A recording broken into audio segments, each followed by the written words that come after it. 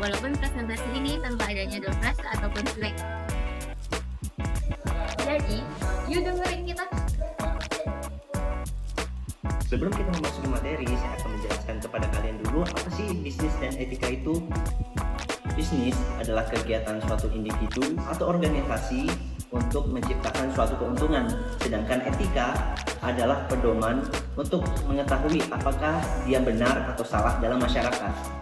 Lalu apa sih hubungan di antara keduanya? Nah, etika akan dijadikan sebagai pedoman bisnis agar bisnis tersebut beroperasi secara adil, jujur, dan bertanggung jawab, dan tetap memperhatikan aspek sosial dan juga aspek lingkungan. Pertumbuhan dan perkembangan sektor industri di Indonesia mendatangkan banyak perubahan bagi bangsa Indonesia. Modernisasi sektor industri mendatangkan banyak manfaat positif. Namun di lain sisi, nyatanya modernisasi di sektor industri bidang mendatangkan banyak dampak negatif, terutama bagi lingkungan hidup. Dampak dari pencemaran lingkungan akibat aktivitas pembangunan yang dilakukan manusia antara lain populasi, perubahan iklim, polusi, penipisan sumber daya alam, kepunahan keanekaragaman hayati, serta pembuangan limbah. Salah satu daerah di Indonesia yang cukup menonjol dalam sektor industri dan turut merasakan dampak dari pencemaran lingkungan akibat aktivitas produksi perusahaan adalah Kabupaten Sukoharjo.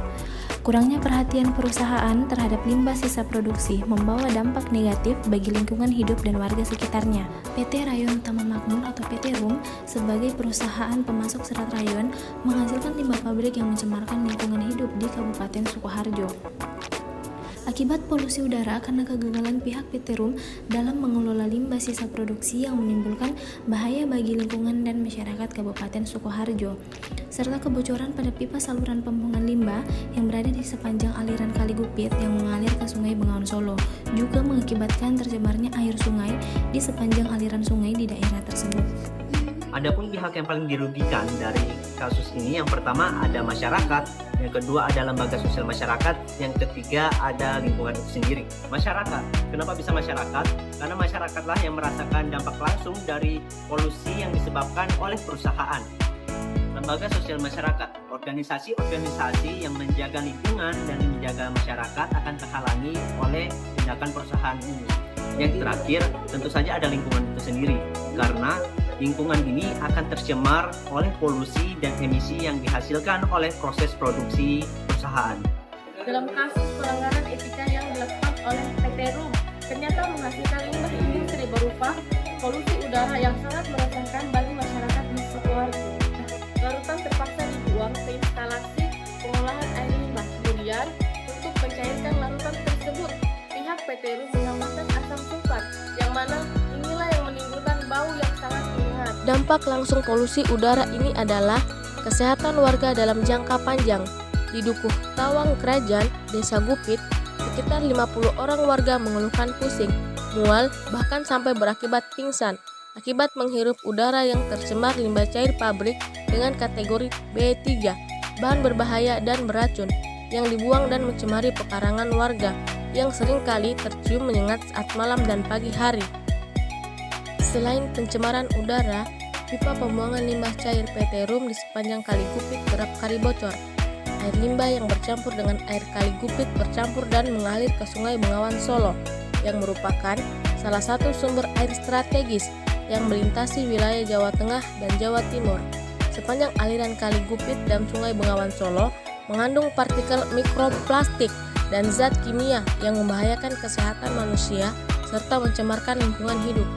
Sedangkan untuk solusi etika bisnis dalam kasus pencemaran lingkungan oleh PT RUM bisa dilakukan dengan 5 pendekatan. Yang pertama ada memperbaiki sistem pengolahan limbah, di mana PT RUM harus memastikan pengolahan limbahnya sesuai standar lingkungan. Limbah cair atau gas berbahaya harus diolah dengan teknologi yang tepat agar tidak mencemari lingkungan. Yang kedua ada transparansi dan komunikasi, yaitu perusahaan harus jujur dalam mengungkapkan dampak operasionalnya terhadap lingkungan. Libatkan masyarakat sekitar dalam pengambilan keputusan, terutama jika mereka berdampak langsung. Yang ketiga ada investasi pada teknologi ramah lingkungan, yaitu gunakan teknologi yang lebih bersih dan efisien untuk mengurangi polusi. Ini memang butuh biaya di awal, tapi penting untuk keberlangsungan usaha jangka panjang.